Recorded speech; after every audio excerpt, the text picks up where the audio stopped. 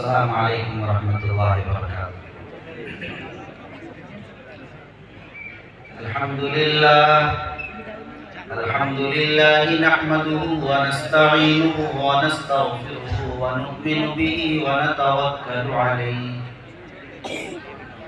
ونعوذ باللہ من شرور انفسنا ومن سیئات اعمالنا، من يهده الله فلا مضل له ومن يضلل فلا هادي له، ونشهد أن لا إله إلا الله وحده لا شريك له، ونشهد أن سيدنا وسندنا وحبيبنا وشفيعنا ومولانا محمدا عبده ورسوله، أعوذ بالله من الشيطان الرجيم، بسم الله الرحمن الرحيم،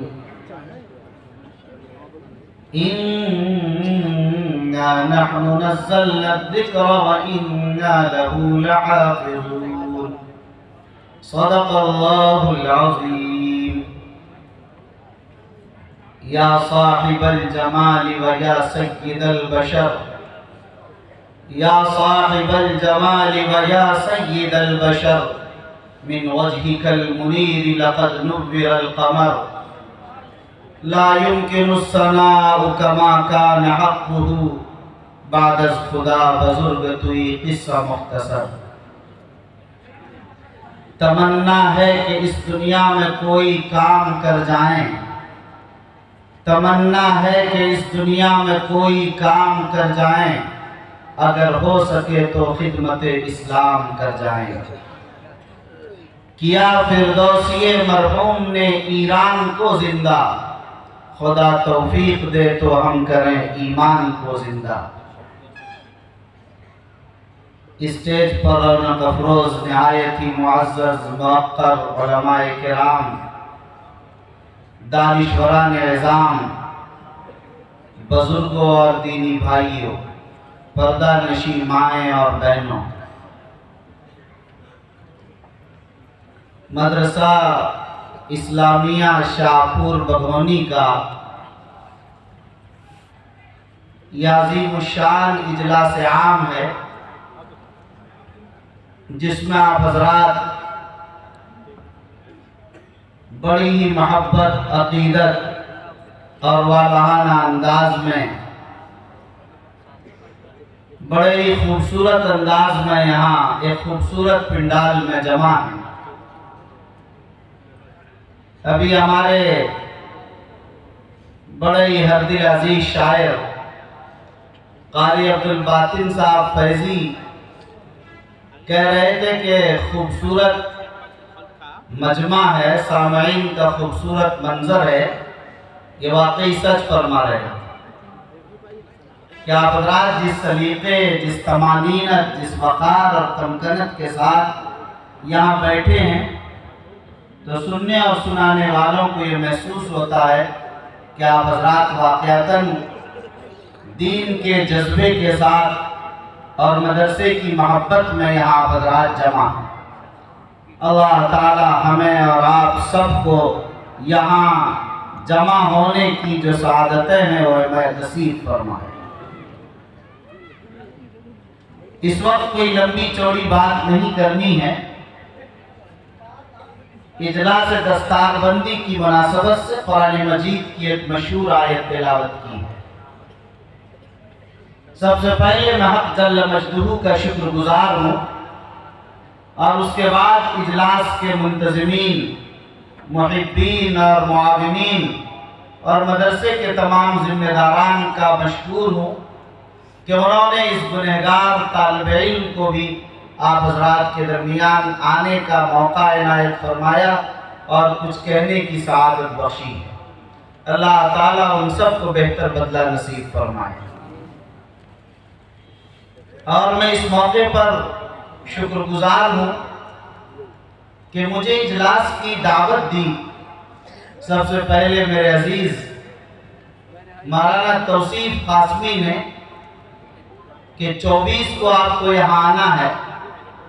میں مصروف بھی تھا، لیکن ان کے اصرار کے بعد مجھے یہ تاریخ طے کرنی پڑی، اور الحمدللہ آنے کے بعد یہاں طبیعت بھی لگی۔ قاری انوار صاحب دربھنگائی سے ہمارے ساتھ رہے، بڑی خدمت کی اور بہتر انتظام کے ساتھ اجلاس کو چلا رہے ہیں۔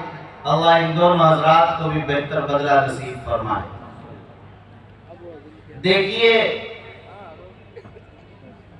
آج قرآن کے نام پر یہ اجلاس ہے۔ قرآن مجید کے بارے بخاری شریف کی روایت ہے، القرآن هو کلام اللہ وخرج منہ وتبرک منہ۔ قرآن مجید اللہ کا کلام ہے، اللہ کی ذات سے نکل کر آیا ہے، اس لیے لوگوں اس قرآن سے برکت حاصل کرو۔ قرآن اللہ کا کلام ہے اور اللہ کی ذات سے نکل کر آیا۔ یہ دو وہ خوبصورت جملے ہیں کہ جس میں انسان کو ان کے اپنے آپے سے باہر کر دیتا، ان کی عظمت و آداب بجا لانے کے۔ کائنات میں کوئی چیز ایسی نہیں جو اللہ کی ذات سے نکل کر آئی، صرف قرآن مجید ایک کلام ہے جو اللہ کی ذات سے نکل کر آئی۔ سرکار دو عالم صلی اللہ علیہ وسلم وہ محبوب کبریاں، کعبہ ہے، وہ بیت اللہ ہے، لیکن اللہ کی ذات سے نکل کر نہیں آئی ہے کوئی چیز۔ اگر اللہ کا کلام براہ راست ہو سکتا ہے وہ صرف قرآن مجید۔ تورات اللہ کی کتاب ہے، زبور اللہ کی کتاب ہے، انجیل اللہ کی کتاب ہے، صحائف موسیٰ، صحائف عیسیٰ اور دیگر صحیفے اللہ کی کتاب تو ہیں، اللہ کا کلام نہیں۔ اللہ کی شایع نشان جو بھی ہے ان کے ارشادات نہیں ہیں، صرف قرآن مجید یہ اللہ کا کلام ہے، یہ اللہ کا کلام ہم تک پہنچا۔ اور امام بخاری نے واضح کیا کہ اللہ کی ذات سے نکل کر آیا، اسی لیے کہا کہ اس قرآن سے برکت حاصل کرو۔ جب ہم بولتے ہیں اپنے سماج میں کہ اس قرآن سے برکت حاصل کرو، تو آج ہمارے ہی سماج میں ایک طبقہ ایسا پیدا ہو گیا جو یہ کہتا کہ برکت کا کیا معنی، شاید ان کی زندگی میں برکت نصیب نہیں تو برکت سے وحشت کیوں نہ ہونے لگتی۔ اے لوگو، برکت اس معنی کا نام ہے کہ محمد رسول اللہ صلی اللہ علیہ وسلم ایک پیالے میں 70 افراد کو پلا دیتے اور وہ بچ جاتا ہے، اسی کو تو برکت کہتے ہیں۔ بخاری میں تو روایت موجود ہے، ایک دو نہیں، سینکڑوں نہیں، ہزاروں واقعات امام بخاری نے نقل کیے۔ میرے بھائیوں، برکت ہی ہے قرآن مجید کی خصوصیت اسی نے بیان کی کہ قرآن کو پڑھنے سے ثواب ملتا، یہ کوئی اچنبے اور حیرت کی بات نہیں، ثواب ملنا چاہیے، مگر قرآن کو سننے میں بھی ثواب ملتا ہے، یہی تو تبرک ہے۔ ورنہ سننے میں ثواب کیوں ملتا؟ قرآن کو دیکھنے میں ثواب ملتا ہے، قرآن کو ناظرہ پڑھنے میں دوہرا ثواب اس لیے کہ دیکھا جا رہا ہے، قرآن کو چھونے میں ثواب ملتا ہے، انگلی پیر کر آپ پڑھ رہے ہیں، قرآن کو چھونے میں ثواب ملتا ہے، یہ دیکھنے میں ثواب، یہ چھونے میں ثواب، یہ سنانے اور سننے میں ثواب، یہ کیا چیز ہے؟ یہ اسی لیے ہے کہ قرآن مجید تبرک ہے۔ لیکن قرآن کے تبرک ہونے کا یہ معنی نہیں کہ قرآن کو طاقوں میں سجا دیا جائے، قرآن کو الماریوں میں محفوظ کر دیا جائے، جزودانوں میں رکھ دیا جائے، قرآن مجید کو کسی مرنے والے پر سورہ یاسین پڑھ کر اس کی روح کو آسانی سے نکالی جائے، قرآن اس لیے نہیں۔ قرآن اس لیے نہیں کہ تعویذ کے لیے اس کو استعمال کیا جائے، ان کی آیات کو پڑھ کر مریضوں کو دم کر کے انہیں شفا دیا جائے، قرآن اس مقصد کے لیے صرف نہیں۔ قرآن مجید کا مقصد دستور حیات انسانی۔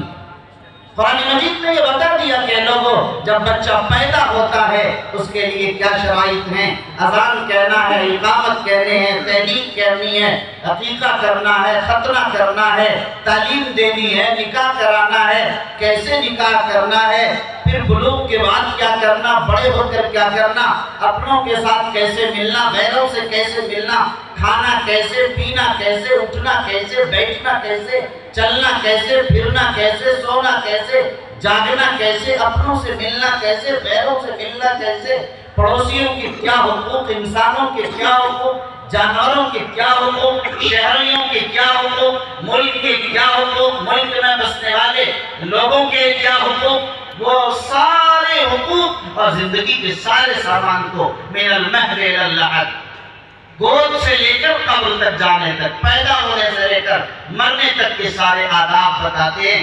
یہی ہے قرآن مجید۔ قرآن تو یہ بھی بتاتا ہے کہ استنجا کیسے کرنا ہے، پیشاب کیسے کرنا ہے، پاخانہ کیسے کرنا ہے، کھانا کیسے کھانا ہے، پانی کیسے پینا ہے، ہاتھ کیسے دھونا ہے، وضو کیسے کرنا ہے، غسل کیسے کرنا ہے، ہم بستری اور جمع اپنی بیوی سے کیسے کرنا ہے، بچے کے ساتھ ان کی تعلیم و تربیت کا کیا انتظام کرنا۔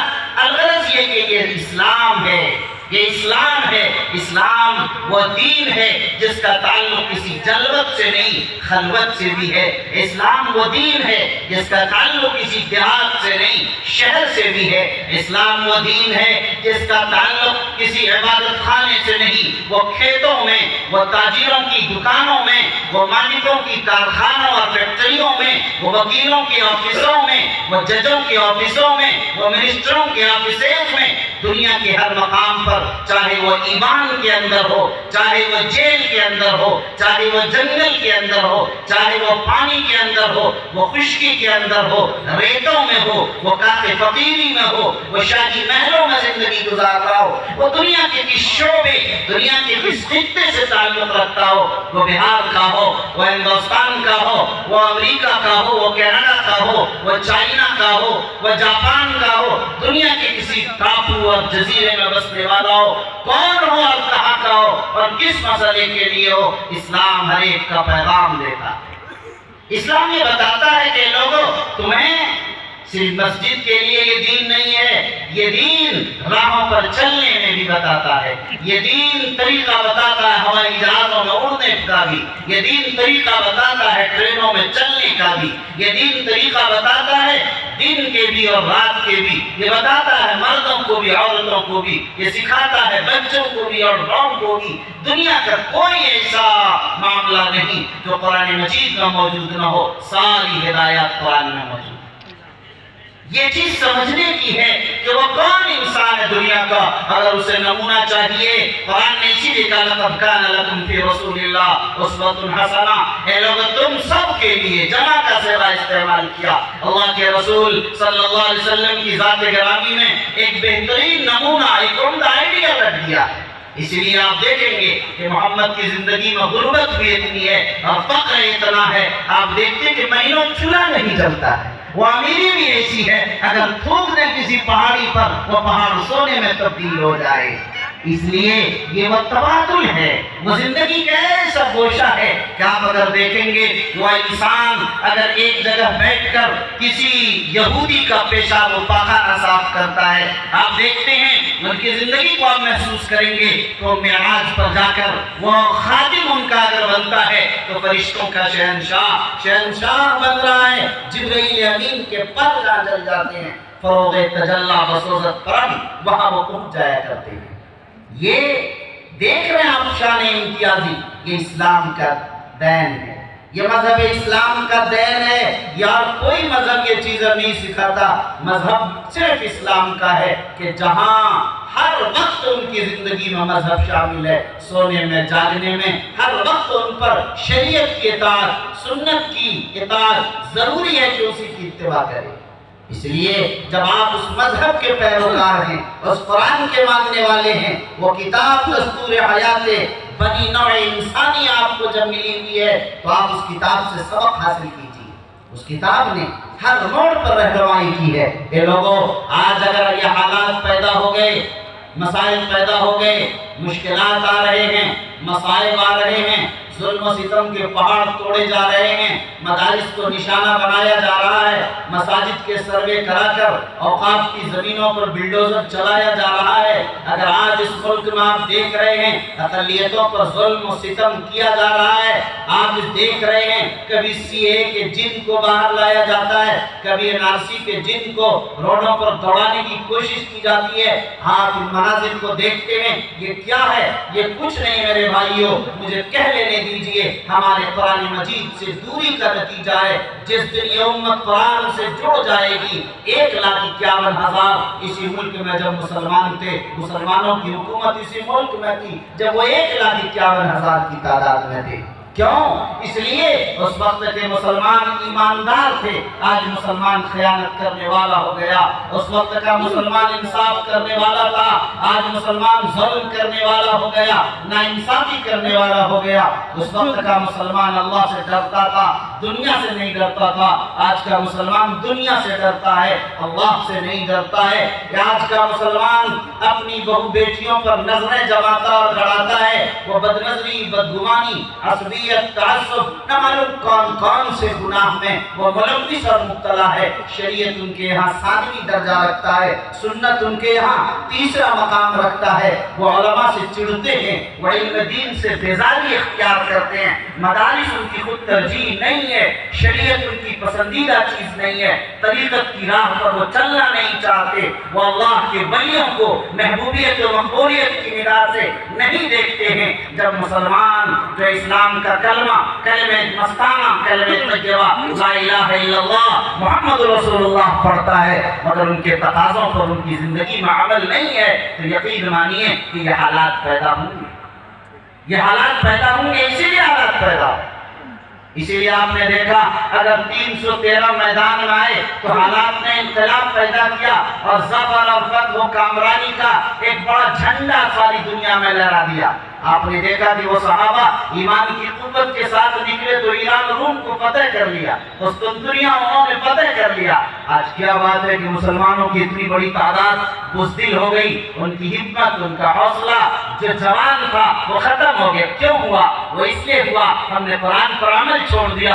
اے شاپور بدونی کے لوگوں، تم کہو گے کہ نائب امیر شریعت آپ جس شہر میں جس قصبے میں بات کر رہے ہیں پڑھے لکھوں کی سرزمین ہے، اس لیے ذرا سوچ سمجھ کر جملوں کو استعمال کیجئے۔ اے لوگوں، میں سوچ سمجھ کر آپ کے سامنے بات کر رہا ہوں، میں اپنا کوئی جملہ نہیں کہہ رہا ہوں، صرف قرآن کا ترجمہ پڑھ رہا ہوں آپ کے سامنے۔ قرآن کہتا ہے اطیعوا اللہ ورسولہ ولا تنازعوا فتفشلوا وتذهب ريحكم واصبروا ان اللہ مع الصابرین۔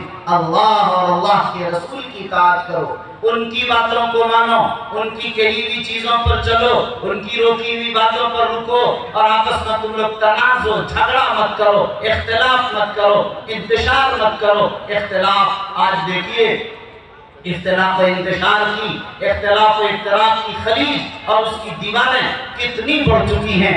آپ کو حیرت ہوگی کہ آج مسالک کے جھگڑے ہمارے سامنے ہیں، یہ دیوبندی ہے، یہ بریلی ہے، یہ مودودی ہے، یہ اہل حدیث ہے، یہ کہاں سے آ گئے یہ مسالک کے جھگڑے؟ اب تو حنفی اور شافعی کے جھگڑے ہونے لگے، اب تو مالکیہ کے اور حنابلہ کے جھگڑے شروع ہو گئے، اب تو یہاں شیخ اور خان کی لڑائی شروع ہو گئی، انصاری اور رائن کی لڑائیاں شروع ہو گئی، یہاں شیخ سید آپس میں دست گریباں ہونے لگے۔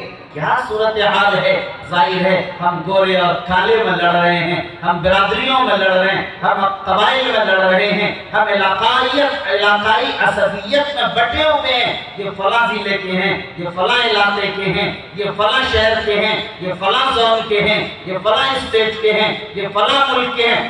نیچے سے لے کر اوپر تک اگر آپ دیکھیں تو تعصب کی خلیج اس قدر بڑھتی چلی جا رہی ہے۔ آج وہ چھوڑ دیجئے، اپنے گاؤں میں 2 فرقہ ہو گیا، 2 ٹکڑے ہو گئے، 2 ٹولیاں ہو گئی، یہ اس مکھیا کو ووٹ کر رہا، یہ اس مکھیا کے چاہنے والے، یہ اس پرچن سرپنچ کے چاہنے والے، وہ اس وارڈ صدر کے ٹولی میں ہیں۔ اس طرح ایسے ٹکڑوں میں بڑھ گئے۔ علامہ الحفیظ اسلام اس کا نام نہیں، اسلام تو یہ پیغام دیتا ہے انما المؤمنون اخوہ، سارے مسلمان کائنات میں جو بھی ہیں وہ بھائی بھائی ہیں۔ ساری دنیا کا مسلمان چاہے دنیا کے کسی خطے میں وہ بستا ہو، مسلمان ہے تو وہ بھائی ہے، مسلمان ہے تو وہ بھائی ہے۔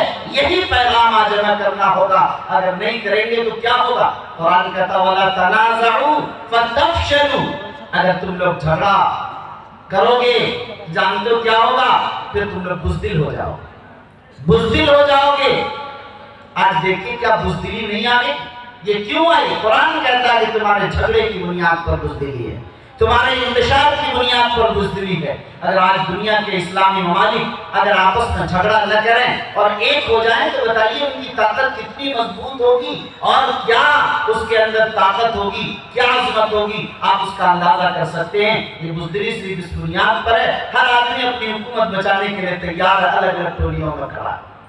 وَتَذَرُ رِيحَكُمْ، قرآن کہتا ہے تمہاری ہوا اکھڑ جائے گی، آج دیکھیے کہ تمہاری ہوا اکھڑ جائے گی کا مطلب یہ ہے کہ تمہارا روب ختم ہو جائے گا، تمہارا دبدبہ ختم ہو جائے گا، تمہاری شان ختم ہو جائے گی، تمہاری شوکت ختم ہو جائے گی، تمہاری سطوت ختم ہو جائے گی۔ آج دیکھیے ہماری عظمت رفتہ کو سلام کیجئے اور بلائیے کہ کیسی عظمت تھی اسلام کی، مسلمانوں کی، لیکن آج وہ ختم ہو۔ کیوں؟ اسی بنیاد پر ختم۔ تو بزرگوں، مجھے عرض یہ کرنا تھا کہ آج اگر ہم اسلام پر لوٹ آئے، قرآن کو کسوٹی، نمونہ، آئیڈیل بنا لیا، اگر ہم نے اتحاد و اتفاق کو، انما المؤمنون اخوہ کو اپنا لیا، یقین مانیے کہ صرف بہار نہیں، ہندوستان نہیں، عالم اسلام کے حالات بدل سکتے ہیں، اور میں انقلاب آ سکتا ہے، تبدیلی آ سکتی ہے۔ شرط یہ ہے کہ آپ مومن کامل ہو کر اتحاد کے علم کو ایک ہاتھ میں اور دوسرے ہاتھ کے اندر آپ اس عزم کو لے کر کھڑے ہوں کہ ہمیں مومن ہو کر اخوت کے ساتھ زندگی گزارنی۔ لیکن میرے بھائیوں، آج آپ دیکھیں کہ قرآن کو ہم نے دستور حیات انسانی کیسے بنایا۔ قرآن مجید کو دستور حیات انسانی اگر بناتے تو قرآن کی تعلیم ہماری زندگی میں ہوتی۔ بڑے افسوس کی بات ہے، میں آپ سے کہنا چاہتا ہوں کہ آپ کے یہاں مدرسہ اسلامیہ شاہپور موجود ہے، لیکن یہ بتائیے کہ اس آبادی میں کتنے لوگ ہیں کہ جو علم سے آراستہ ہیں، دینی تعلیم سے؟ کتنی تعلیم؟ میرے بھائیوں، مجھے معاف کیجیے اور کہہ لینے دیجیے کہ آج مسلمانوں کی تعلیم کی صورتحال بھی، اس کا گراف اور معیار بھی اس قدر گرا ہوا ہے کہ آپ کو حیرت ہوگی۔ میں آپ کو ایک سروے، ایک جائزہ پیش کرتا ہوں صرف۔ آج مسلمانوں کی تعلیمی صورتحال یہ ہے کہ 43% مسلمانوں کے بچے آج میں اسکول، کالج، کسی گورنمنٹ، کسی مکتب، کسی مدرسے، کسی ادارے، تعلیمی اداروں میں نہیں جاتے۔ 43% بچے۔ آپ ذرا اندازہ کیجئے کہ جب 43% بچہ ہماری قوم کا انگوٹھا چھاپ ہے، ABCD نہیں جانتا، ک خ گ نہیں جانتا، الف با نہیں جانتا، 43%، تو آپ اندازہ کیجئے کہ جس قوم کا 43% بچہ جاہل ہے، اس قوم کی تعلیم کی کیا شرح ہو سکتی؟ جو بچے پڑھ رہے ہیں، اگر آپ دیکھ رہے ہیں کہ 57% بچے پڑھ رہے ہیں، لیکن یہ 57% میں بھی اگر آپ دیکھیں گے، اگر آپ پڑھنے والے بچوں کو دیکھیں، ان میں سے تقریباً یہ پڑھتے پڑھتے صرف 10ویں پاس کرتے کرتے صرف 17% بچے رہ جاتے ہیں۔ 100 میں 17 بچہ جو 10ویں پاس کر رہا ہے۔ آپ اندازہ کیجئے 100 میں سے جب 17 بچہ صرف 10ویں پاس کر رہا ہے، نیچے چھوڑ دیا اس نے تعلیم۔ اور اگر آپ گریجویشن تک جائیں تو 3 سے 4%، 3 سے 4 بچہ 100 میں جو گریجویشن پاس کر رہا ہے۔ اب اعلیٰ تعلیم کے لیے وہ کہاں سے جائے؟ کتنے % اس کے اندر جائیں؟ ظاہر ہے جب 3-4% جائیں گے، پھر آپ چاہیں گے کہ ہمارا بچہ IAS بھی بنے، IPS بھی بنے، انجینئر بھی بنے، ڈاکٹر بھی بنے، CA بھی بنے۔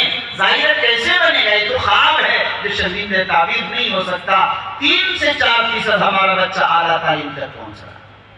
دوسری طرف ایک چیز یہ بھی دیکھیے، اگر آپ دیکھیں جو بچہ ہمارا پڑھ بھی رہا، اس میں ایکسلنس نہیں، تمیز نہیں، وہ صلاحیت نہیں، 50%، 60%، 70%، 80% پر بچہ نکل رہا ہے۔ ظاہر ہے 100% کا بچہ ہے تو آپ کا بچہ 50-60 پر پڑھ رہا، اس کا مطلب یہ کہ 40% اس نے نہیں پڑھا، 30% نہیں پڑھا، وہ کامیاب نہیں ہو سکتا، اعلیٰ درجے کے امتحانات میں وہ کامیابی حاصل نہیں کر سکتا، اس مقام تک نہیں پہنچ سکتا۔ یہی وجہ ہے، میں آپ کو بتاؤں کہ صورت یہ ہوتی ہے کہ اگر آپ ایک چیز اور ذکر کر دوں، آپ یہ دیکھیں کہ یہاں حکومت ہند نے، ہندوستان کی گورنمنٹ نے تعلیم کے لیے، ایجوکیشن کے لیے جو بجٹ پاس کرتے ہیں، ان میں سے آپ کو حیرت ہوگی کہ 47 سے 48% بجٹ جو ہے صرف 3 بچے کے لیے 100 میں سے خرچ کر 97 بچوں کے لیے 97 بچوں کے لیے 53% 53% 97 بچوں پر خرچ کرتے اور 3 بچوں پر 48% خرچ کرتے، 47 یا 48 تقریباً۔ آپ اندازہ کیجئے کہ 48% صرف 3 بچے پر اور 52% جو ہے 97 بچے پر خرچ کیا جا رہا ہے، تو اندازہ کیجئے کیا فرق ہوگا۔ وہ یونیورسٹیاں ایسی ہیں کہ جب آپ یونیورسٹیوں میں آپ کا داخلہ ہوگا اس کے لیے خاص نمبرات ہیں، جا کر اس پر 48% خرچ کیا جا رہا ہے۔ اس میں فرق یہ ہوتا ہے کہ اگر ان اداروں سے نکلنے والے انجینئر کی تنخواہ 10,000 12,000 15,000 میں سمٹ جاتا ہے، اور ان اداروں سے نکلنے والا وہی انجینئر 1.5 لاکھ سے 2 لاکھ کی تنخواہ پا رہا ہے۔ تو آپ یہ 15,000 والے میں لانا چاہ رہے ہیں یا 1.5 لاکھ اور 2 لاکھ والے میں ہمارے بچوں؟ آپ کوشش کیجئے کہ ہمارے بچے اس مقام پر پہنچیں، اس کے لیے کوشش کیجئے، اس کے لیے کوچنگ سینٹرز قائم کیجئے، ایسے ادارے بنائیے جن اداروں کے ذریعے آپ یہاں پہنچ سکیں۔ رحمانی تھرٹی مفکر اسلام حضرت مولانا محمد ولی رحمانی رحمۃ اللہ علیہ نے اسی کے لیے قائم کیا تھا کہ یہ بچے اس میں پہنچ جائیں جہاں 3 بچوں پر 48% پیسے خرچ کیے جاتے ہیں۔ تو ظاہر ہے آپ سمجھ گئے ہوں گے میں آپ یہ کرنا چاہ رہا تھا کہ ہماری تعلیمی صورتحال بھی بہت افسوسناک۔ اس تعلیمی صورتحال میں 4% بچے جو مدارس یا مکاتب میں جا رہے ہیں، جو دینی تعلیم حاصل کر رہے ہیں۔ اب ظاہر ہے جب 4% صرف دینی تعلیم حاصل کیا، 96% نے دینی تعلیم حاصل نہیں کیا، اب اس 96% پر آپ دیکھیے جب تعلیم نہیں ہوگی، آپ رات کھلے دل سے خود آپ سوچ لیجئے، جہاں مکتب کی تعلیم نہیں ہوگی، قرآن کی تعلیم نہیں ہوگی، جہاں دین کی بنیادی اور دین کی ابتدائی تعلیم نہیں ہوگی، جہاں ایمان و یقین کی عظمت اس کے دل میں نہیں ہوگی، اس نے صحابہ کی جرأت کے واقعات، صحابہ کی شجاعت و بہادری کے واقعات، صحابہ کے ایمان پر مر مٹنے اور جان دے دینے کے واقعات جن بچوں نے نہیں سنے ہوں گے، ظاہر ہے کہ جب ارتداد کی آندھیاں آئیں گی اور طوفان ان کے گھروں تک پہنچے گا تو وہ ظاہر ارتداد کی صف میں آ جائے۔ اسی لیے آج آپ دیکھ رہے ہیں کہ اداروں میں، ہمارے کالجز میں، یونیورسٹیوں میں ہمارے بچے اور ہماری بچیاں ارتداد کی طرف بڑھ رہے ہیں۔ کیوں؟ اس لیے کہ ہمارے سرپرستوں نے ایمان و یقین کی بیج ان کے دل میں نہیں بویا۔ اگر ایمان و یقین کے ساتھ ان کو آپ نے پختہ کر دیا ہوتا تو آج یہ صورتحال پیدا نہیں ہوتی۔ اگر ہمارے بچے، ہماری بچیاں یہ جانتے کہ ایمان کی قیمت یہ ہے کہ اگر ساری دنیا کو ایک پلڑے پر اور صرف کلمہ طیبہ کو ایک پلڑے پر رکھا جائے تو کلمہ طیبہ کا پلڑا چھپ جاتا ہے۔ ایمان کی یہ قوت ہے۔ انہیں معلوم ہوتا بلال حبشی نے ریت پر لیٹ کر بھی عہد عہد کا نعرہ لگایا، ایمان کو نہیں جانے دیا۔ انہیں دوسرے صحابہ کے واقعات معلوم ہوتے، یہ صورتحال پیدا نہیں۔ اس لیے میرے بھائیوں، آج بھی آپ کے علاقے میں ماشاءاللہ اچھی تعلیم ہے، ادارے ہیں قدیم زمانے سے، ان اداروں کی بنیاد پر آپ کے بغل میں ITI ہے، ظاہر ہے کہ اس کی وجہ سے تعلیم کی صورتحال بہتر ہے، مگر یہی صورتحال پورے بہار میں نہیں، اور یہی صورتحال پورے ملک میں نہیں۔ آپ کو حیرت ہوگی کہ ابھی چند مہینے قبل عربیہ کے ایک سفر میں میں گیا، وہاں 2 آبادی مجھے ایسی ملی کہ جس آبادی کے چاروں طرف 10-10 12-12 کلو 15-15 کلومیٹر ایک بھی مسلمان کی آبادی، غیر مسلموں کی آبادی ہے، مسلمان صرف 30-35-50 گھر بستے ہیں، اس کے علاوہ چاروں طرف کوئی آبادی۔ وہاں پر آج بھی 2-3 مہینے پہلے کی بات عرض کر رہا ہوں، آج بھی ایک بھی آدمی ایسا نہیں جو وہاں کے مرنے والوں کی نماز جنازہ بھی پڑھا سکے، نکاح پڑھا سکے۔ آج اس کے لیے بھی افراد نہیں، نماز پڑھانے والے کو تو چھوڑ دیجیے۔ ہمارے شریعہ نے وہاں مکتب کا نظام میں نے آ کر فوری طور پر حضرت کی اجازت سے قائم ہوا اور یہ نظام شروع ہوا۔ یہ 3-4 مہینے پہلے کی بات عرض کر، تو ظاہر ہے 1-2 نہیں، ہر ضلع میں اس ضلع کے اندر بھی ایسی آبادیاں آج بھی ہوں گی۔ ایسی جگہوں پر پہنچنے، ایسی جگہوں پر محنت کرنے، کام کرنے، توجہ دینے، اس کی نگرانی کرنے کی ضرورت ہے۔ یہ ہے دین کی فکر کا کام۔ اس لیے میں چند سالوں قبل مدراس تامل ناڈو کے علاقے میں میرا جانا ہوا، رمضان کے دن میں لوگ کھانا لے کر آتے، انہیں یہ بھی معلوم نہیں تھا ان کو کہ رمضان ہے اور روزہ نہیں رکھا رہا ہے تو کم از کم یہ تو روزے سے ہوں گے، انہیں تو کھانا مجھے نہیں پیش کرنا، یہ بھی انہیں نہیں معلوم۔ ایسی آبادیاں آج بھی ہیں۔ تو میرے بھائیوں، آپ جانتے ہیں کہ دین کی بنیادی تعلیم کی فکر مکاتب کے ذریعے اگر ہم نہیں کریں گے تو آپ تو خود دیکھ رہے ہیں نئی قومی تعلیمی پالیسی 2020 جو آ رہی ہے، جہاں 3 سال سے ہی آپ کے بچوں کا اسکول میں جانا لازم ہوگا۔ اور 5 سال تک کوئی نصاب نہیں ہوگا، بلکہ اساتذہ ہی پڑھائیں گے بغیر بکس کے، بغیر کسی کتاب کے۔ آپ جانتے ہیں کہ ہمارے اساتذہ تو پڑھانے میں کتنے پیچھے، آپ خود جانتے ہوں جو پڑھانے والے اساتذہ وہ کون ہوں گے، اور وہ کیا پڑھائیں گے ان کو؟ کیا دیومالائی کہانیاں نہیں سمجھائی جائیں گی؟ کیا مشرکانہ الہات و رسوم سے انہیں واقف نہیں کرایا جائے گا؟ کیا وہ مسلمان باقی رہیں گے؟ وَزَعَمَتُمْ ہو نصارہ تو تمدن محنود والی بات ہو جائے۔ ہم سبھی کچھ ہو سکتے ہیں مگر مسلمان باقی نہیں رہے۔ یہ ظاہر ہے کہ نئی قومی تعلیمی پالیسی کو حکومت نے منظور ہی کر دیا، اس کو نافذ کرنا شروع کر دیا ہے، اور 2 سے 4 سال 5 سال میں مکمل اسے نافذ کر دیا جائے گا۔ آپ اندازہ کیجئے کہ اس لیے ضرورت اس بات کی ہے کہ پوری تیزی کے ساتھ آبادی میں مکاتب کے نظام کو عام کیا جائے۔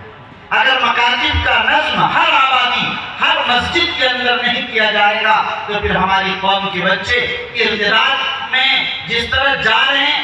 اس سال کے سروے کی بات تو یہ ہے کہ اس سال 2021 میں جو ہماری بچیاں صرف ارتداد میں گئی ہیں وہ 8 لاکھ کی تعداد ہے ہندوستان میں۔ 8 لاکھ بچیاں ارتداد اختیار کر چکی۔ بچے الگ ہیں۔ آپ اندازہ کیجئے کہ ایسی خطرناک صورتحال جو بڑی تیزی کے ساتھ بڑھ رہی ہے، اگر ہم نے مکاتب کا نظام نہیں بنایا تو پھر صورتحال کہاں تک چلی جائے گی۔ اس وجہ سے ہماری بنیادی ذمہ داری ہے ہم دنیا کی تعلیم بھی دیں، لیکن دین کی بنیادی تعلیم، قرآن کی تعلیم ان کو دینا ہمارے لیے اس طرح ضروری ہے۔ میں آپ کو ایک مثال بتاتا ہوں۔ میرا جانا ہوا 10-12 سال پرانی بات ہے، ہریانہ پنجاب کے علاقے میں۔ وہاں ایک شہر آپ نے نام سنا ہوگا، امرتسر ہے پنجاب میں۔ شہر امرتسر میں پہنچا، رات میں ایسی بیان ہوا۔ تقریب کے بعد جب میں قیامگاہ پر گیا تو 5-7 لوگ میرے پاس آئے اور ایک امام صاحب کو بھی لے کر آئے۔ ان لوگوں نے کہا کہ حضرت آپ دیوبند سے تشریف لائے ہیں، ایسا ہے کہ یہ ہمارے امام صاحب ہیں، ان کو سمجھا دیجئے یہ نکاح پڑھانے کا اس زمانے کی بات ہے، یہ نکاح پڑھانے کے 500 روپے لیتے ہیں اور نماز جنازہ پڑھانے کے 300 روپے لیتے ہیں۔ انہیں سمجھا دیے نکاح پڑھانے کے لیتے ہیں ہم لوگ کوئی بات نہیں، خوشی سے دیتے ہیں، لیکن جنازہ پڑھانے کا کم از کم نہ لیں۔ میں نے امام صاحب سے پوچھا کہ امام صاحب کیا بات صحیح ہے؟ امام صاحب کچھ نہیں بولے۔ دوبارہ پوچھا پھر بھی خاموش رہے، سیوارہ پوچھا پھر بھی سکوت اختیار کیا۔ میں نے کہا سکوت یدل علی الرضا، خاموشی رضامندی کی دلیل ہوتی ہے، لگتا آپ خاموش ہے، بات صحیح ہے۔ تو امام صاحب نے سر ہلایا۔ میں نے کہا امام صاحب آپ غلط کرتے ہیں، مرنے والا 60 سال 70 سال گناہوں اور معصیتوں اور پاپوں میں ڈوبا ہوا ایک انسان، ان کے معافی کی درخواست لے کر دربار الہی میں آپ کھڑے ہو رہے ہیں اور صرف 300 روپے میں کام نہیں چلے گا۔ 300 سے اب آپ اپنی فیس بڑھا کر کم از کم 1000 روپے نماز جنازہ پڑھانے کا کر دیجیے۔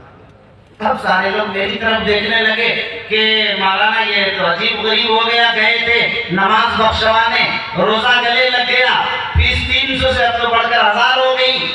دیکھ ہی رہے تھے میں نے کہا امرتسر کے مسلمانوں یاد رکھو کہ ان کے باپ اور دادا نے اس سے نہیں پڑھایا تھا کہ جب تمہارے باپ دادا مر جائیں تو تمہارے باپ داداؤں کی نماز جنازہ پڑھائیں۔ ان کے باپ دادا نے اس لیے پڑھایا تھا کہ جب میں مر جاؤں تو میرا بیٹا، میرا پوتا میری نماز جنازہ پڑھا کر مجھے سنت طریقے پر دفن تو کر سکے۔ اے امرتسر کے مسلمانوں، تم اپنی اولاد کو اس قابل کیوں نہیں بناتے کہ جب تم مرو تو تمہارا بیٹا، تمہارا پوتا تمہاری نماز جنازہ پڑھا کر تم کو دفن تو کر سکے۔ وہ لوگ رونے لگے۔ میں نے کہا لوگوں رونے سے کام نہیں چلتا، یہ تو ایسے ہی آنسو ہیں، صبح تک ختم ہو جائیں گے، پھر بھول بھلیاں ہو جائے گا۔ میری صبح 10 بجے واپسی ہے، آپ صبح مشورہ کر کے فجر کے بعد 9 بجے آپ ایک بنیاد ڈالیے ادارے کی اور ادارہ قائم ہو۔ اللہ نے وہ ادارہ آج چلا دیا اور کامیابی کے ساتھ چل رہا ہے۔ تو عرض یہ کرنا تھا مجھے کہ میرے بھائیوں آج بھی صورتحال ہے۔ اسی ہریانہ کا ایک واقعہ پنجاب کا غالباً میں آپ کو سناتا ہوں۔ جلیانوالہ باغ کا نام تاریخ میں آتا ہے۔ بہت مشہور جگہ ہے جلیانوالہ باغ، اب تو ٹرینیں کھل گئی اس نام سے۔ 1947 میں جو واقعات پیش آئے اس میں ڈاکٹر سیف الدین کچلو نے اس زمانے میں مسلمانوں کی قیادت کرتے ہوئے 1947 میں بڑا کردار ادا کیا۔ ادھر ڈاکٹر ستیہ وردھن تھے مسلمانوں کی طرف سے، دونوں قیادت کر رہے تھے، انگریز کے خلاف ساری چیزیں چل رہی تھی۔ انقلاب یہ ہوا کہ جلیانوالہ باغ میں انہوں نے دھرنا دے دیا۔ جلیانوالہ باغ میں جب دھرنا دیا تو ان لوگوں نے، انگریزوں نے کہا کہ جلیانوالہ باغ خالی کر دیا جائے، انہوں نے خالی نہیں کیا۔ پھر آرڈر کیا کہ جلیانوالہ باغ اگر خالی نہیں ہوا تو گولیوں، ٹینکوں اور بموں کا نشانہ بنا دیا جائے گا۔ دنیا کی آنکھوں نے دیکھا 50,000 انسانوں نے جلیانوالہ باغ میں دھرنا دیا۔ اپنے ڈاکٹر سیف الدین کچلو اور ڈاکٹر ستیوردھن جنہیں جیل کر دیا گیا تھا، انہی کی رہائی کے لیے جلیانوالہ باغ میں دھرنا دیے تھے۔ کہا کہ اگر ہمارے دونوں قائدوں لیڈروں کو نہیں چھوڑا جائے گا تو ہم لوگ جلیانوالہ باغ کا دھرنا نہیں ختم کریں گے۔ انگریزوں کے ظلم بربریت اور اس کے ظلم کا ننگا ناچ دیکھیے تاریخ میں محفوظ ہے۔ انہوں نے 50,000 انسانوں کو ایک ساتھ گولیوں، ٹینکوں، بموں کا نشانہ بنا دیا، پورا خون سے لہولہان پورا علاقہ ہو گیا۔ اسی پر بس نہیں، بات یہ ہوئی کہ لوگ مسلمان آئے کہ میرے باپ کی میت ہے، مجھے لے جانے دو تاکہ نماز جنازہ پڑھ کر دفن کر سکے۔ ہندو آئے کہ لے جانے دو، یہ میری ڈیڈی کی ڈیتھ ہو گئی ہے تاکہ آخری رسومات اس کے پوری کر دیں۔ لیکن ان لوگوں نے نہیں لے جانے دیا۔ چیل اور کووں اور گدھوں اور کتوں نے ان ناشوں کو نوچ نوچ کر کھایا اور کسی کو لے جانے کی اجازت نہیں دی گئی۔ بہرحال وہ تو تاریخ کا واقعہ ہو گیا۔ مجھے عرض یہ کرنا تھا، وہی ڈاکٹر سیف الدین کچلو جن کے ہزاروں انسانوں نے جان دی تھی، جب ان کے بیٹے وہ لوگ پاکستان چلے گئے، ان کے بیٹے اسی وقت جوہانسبرگ یونیورسٹی میں تعلیم کے لیے گئے۔ جوہانسبرگ یونیورسٹی میں تعلیم حاصل کر رہے تھے دونوں بیٹے۔ باپ کے انتقال کی خبر آئی، دونوں بیٹے آئے اور باپ کی میت کو لے جا کر مسلم محلے میں ان لوگوں کے حوالے کر دیا کہ میرے ڈیڈی کی ڈیتھ ہو گئی ہے، ان کی آخری رسومات آپ حضرات پوری کر دیں اور اسی طرح سے آپ حضرات جو ہیں اس کی پوری کر دیں اور ہم پھر آگے یہ